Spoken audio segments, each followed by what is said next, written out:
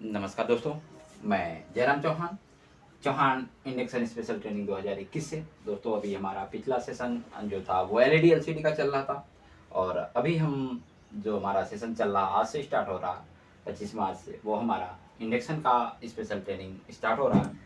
सो दोस्तों, इंडक्शन एक ऐसा होम अप्लायंसेस है जो हमारे सभी घरों में लगभग 70% घरों में यूज होते हैं और ये बहुत ही ऐसा माध्यम है जिसको हमें बहुत जल्दी चाय पकाना है, पानी गर्म करना है या कुछ भी हमें फास्ट रिजल्ट चाहिए, वहाँ पर हम इंडक्शन को यूज करते हैं दोस्तों। और इंडक्शन एक ऐसा हमारा होम अप्लायंसेस है जो कि काफ़ी हमारा हेल्प करता है, टाइम का बचत करता है और इसमें कुकिंग करना बहुत ही फास्टली होता है, क्योंकि नॉर्मल हम फ्लेम पे या हम नॉर्मल किसी और चीज़ से अगर हम अपना खाना वगैरह पकाते हैं तो उसमें थोड़ा सा समय लगता है, लेकिन इंडक्शन में ऐसा कुछ नहीं है। इसके हीटिंग को हम ऑब्जर्व कर सकते हैं, बढ़ा घटा सकते हैं और उसको हीटिंग को काफ़ी कम समय में हम अपने खाने को बॉईल कर सकते हैं। सो दोस्तों, आज हम इंडक्शन के बारे में बात करेंगे। थोड़ा सा इंट्रोडक्शन करवाऊंगा मैं आप लोगों को। इंडक्शन में जो लगे हुए पार्ट होते हैं दोस्तों, मेन पार्ट जो इंडक्शन के अंदर यूज होते हैं वो कौन कौन से पार्ट होते हैं। नंबर एक दोस्तों, इंडक्शन कॉइल होती है। आप लोगों ने देखा है इंडक्शन आप लोग रिपेयर करते हैं तो उसको देखते हैं कि उसमें एक कॉइल लगी होती है, जो एल्युमिनियम की भी हो सकती है, कॉपर की भी हो सकती है। ये कॉइलें दोस्तों 3 साइज में आती हैं। ये कॉइलें 3 साइज में आती हैं। ये गोल राउंड की कॉइल होती हैं। ये इसमें फ्राइट रॉड भी लगी होती हैं। ये फ्राइट रॉड लगी होती है इसके अंदर, और इसके अंदर ये कॉइल जो हमारा होता है टर्न होता है दोस्तों, और बीच में जो होता है दोस्तों ये सेंसर होता है। ये 3 साइजों में आती हैं दोस्तों, बड़ी, उससे छोटी और उससे छोटी। कॉइलों में दोस्तों कोई वाटेज नहीं होता है। कॉइल को आप ध्यान रखना, कभी आप सोचेंगे कि 2200 वाट का है तो मैंने 1800 वाट का लगा दिया या 1500 वाट का कॉइल लगा दिया, तो कॉइल साइज के हिसाब से होती है। कॉइलों में ऐसा कोई वाटेज की प्रक्रिया नहीं है दोस्तों। जो भी वाटेज है हमारे उस प्लेट के अकॉर्डिंग होता है, तो इसमें कोई हमें वाटेज की वो नहीं है। कॉइलों के अंदर हम साइज के हिसाब से ले सकते हैं कि हमारा जो साइज है उसके जो कनेक्टर होते हैं दोस्तों, वो कनेक्टर के ऊपर डिपेंड करता है कि हमारा जो कनेक्टर है वो कौन सा लगा हुआ दोस्तों। कनेक्टर के ऊपर डिपेंड करता है। किसी में कनेक्टर इस तरह का होता है, किसी में कनेक्टर इस तरह का होता है और किसी में काफ़ी लंबा होता है। तो वो कनेक्टर के हिसाब से हमें देखना, साइज के हिसाब से, कि हमें कौन से साइज का कनेक्टर जो है दोस्तों वो लेना है। साइज के हिसाब से हम कॉइल को ले सकते हैं। अगर कॉइल बार बार बर्निंग हो जाती है, जल जाती है दोस्तों, तो उसके बारे में भी मैं आप लोगों को आगे कोर्स के दौरान बताऊंगा कि जल जाती है तो हम कैसे इसको डिफाइन करें कि हम वहाँ पे कौन सी कॉइल को दोस्तों लगाना है। सो दोस्तों, सबसे पहले हम देख लेते हैं पार्ट को। तो नंबर 1 पे जो हमारा है वो है इंडक्शन कॉइल, जिसके बारे में मैंने बताया। इंडक्शन कॉइल नंबर 1 पे है दोस्तों, और ये 3 प्रकार के होते हैं। तीनों अलग अलग साइजों में हो सकते हैं, छोटी बड़ी अलग अलग साइजों में ये आपको देखने को मिलेंगे। 3 साइजों में सबके अंदर फ्राइट रॉड होती है दोस्तों। एक तरह का इसको माने तो हम ये जो हमारी कॉइल होती है ये हमारे इंडक्शन के अंदर एक ट्रांसफार्मर का काम करती है, या एसएम ट्रांसफार्मर बोल लें। ये डीसी पे काम करता है, तो डीसी पे स्विच बोर्ड पावर सप्लाई की तरह ही काम करता है। तो ये प्राइमरी वाइंडिंग हो गई। जो कॉइल हमारी है वो दोस्तों प्राइमरी वाइंडिंग है। और दूसरा जो दोस्तों हमारा आता है इसमें power supply, SMPS switch mode power supply जो हमारा जो यूज होता है उसमें एसएमपीएस, जिसमें हमारा को वाइपर 22A आईसी ज़्यादातर देखने को मिलती है। वाइपर 22A हमारे एसएमपीएस के दौरान, ठीक है दोस्तों। और तीसरा दोस्तों हमारा है सेरेमिक प्लेट। सेरेमिक प्लेट दोस्तों एक इंसुलेटेड प्लेट होती है। इंसुलेटेड बोले तो प्राइमरी और सेकेंडरी के बीच में, जैसे हम ट्रांसफार्मर वाइंड करते हैं तो प्राइमरी और सेकेंडरी के बीच में हम क्या करते हैं, एक इंसुलेटेड टेप या हम पेपर पन्नी लपेट देते हैं, ताकि प्राइमरी और सेकेंडरी के बीच में जो है एक इंसुलेटेड रहे, उसको करंट के दौरान कभी मान के जब ट्रांसफार्मर हमारा बर्न होता, शॉर्ट होता, तो हमारा वो इंसुलेटेड जो है वो बना रहे, जो करंट हमारी सेकेंडरी की तरफ ट्रांसफर ना हो दोस्तों।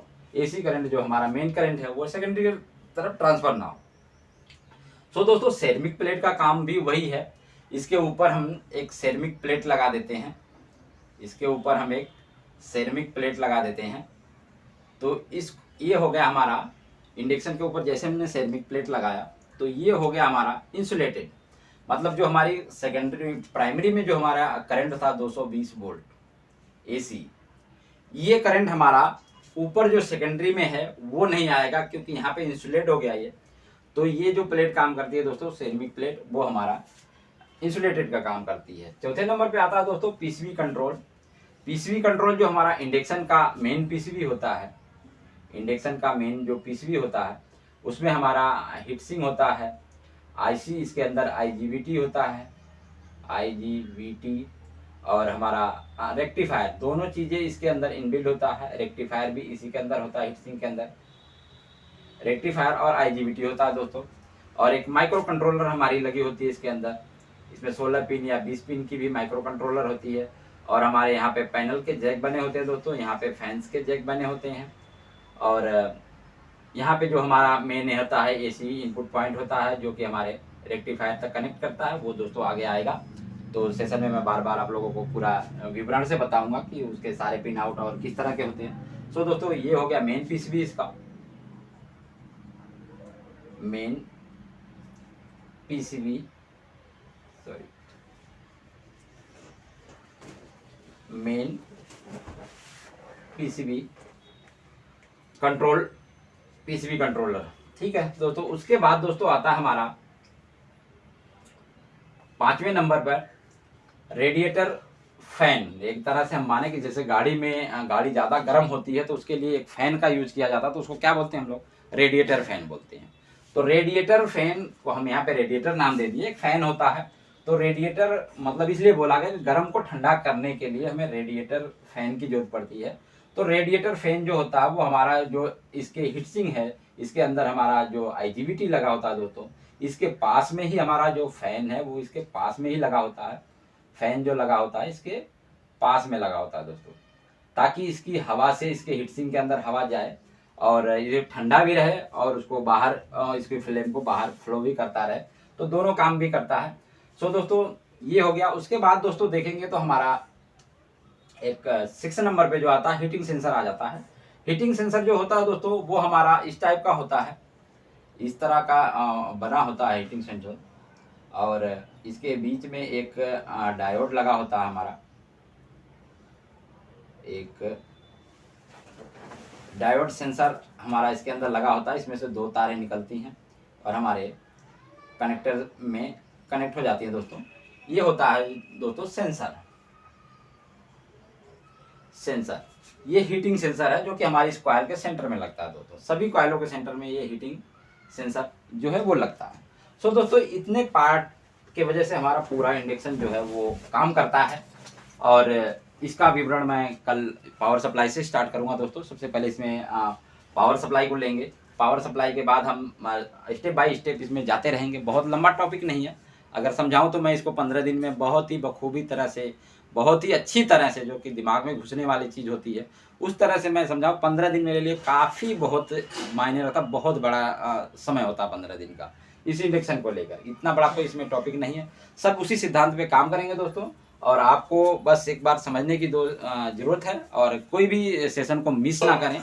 मिस करेंगे तो हो सकता है मेरी वीडियो डिलीट हो जाए, तो आप लोगों को दिक्कत का सामना करना पड़े। वैसे वीडियो में सेव करके रखा था, लेकिन कल क्या हुआ, मैं डस्टबिन में चला गया और डिलीट करने लगा। बट डिलीट करते करते मुझे लगा कि मैं सारे डिलीट हुए ही उसमें से ट्रेस बिन जो हमारा होता है डिलीट करने के बाद जाता है, मैं सोचा उस फाइल में वही होता है, लेकिन मैं उसको डिलीट करते गया 50 GB दिखा रहा था। मतलब इतना बड़ा डाटा कैसे आ गया। उसके बाद फिर मैं उसको रोका, उसके बाद रोकने के बाद देखा तो मेरे जो अपने खुद के सेव किए हुए वीडियो थे दोस्तों, उसमें से कम 140 वीडियो थी जो हमारी LED LCD की वीडियो थी, वो सारी डिलीट होके सिर्फ 51 पे आ गई दोस्तों। तो ये मिस्टेकली कल मेरे से हुई डस्टबिन खाली करने के चक्कर में। सो दोस्तों इसलिए मैं कहता हूँ कि आप लोग सभी वीडियो को सेव करके रखें। हो सकता है मेरे क्योंकि मुझे ट्रेनिंग देनी पड़ती है, तो मुझे मेरे आपको स्पेस भी बचाने पड़ते अपने मोबाइल के। स्पेस बचाने के चक्कर में कल बहुत बड़ी गलती हुई, जिसमें से काफ़ी वीडियो मेरी चली गई, लेकिन फिर भी बैकअप मैं लिया, लेकिन वो वीडियो नहीं मिली जो ज़रूरत वाली थी, वो नहीं मिली बैकअप लेने के बाद भी। सो आप लोग वीडियो को जरूर सेव करके रखें, मेमोरी भी सेव करें या किसी चीज़ में करें, सेव करके रखिए। सो दोस्तों, कल से हमारा ये सेशन जो है वो कंटिन्यू होगा। धन्यवाद दोस्तों।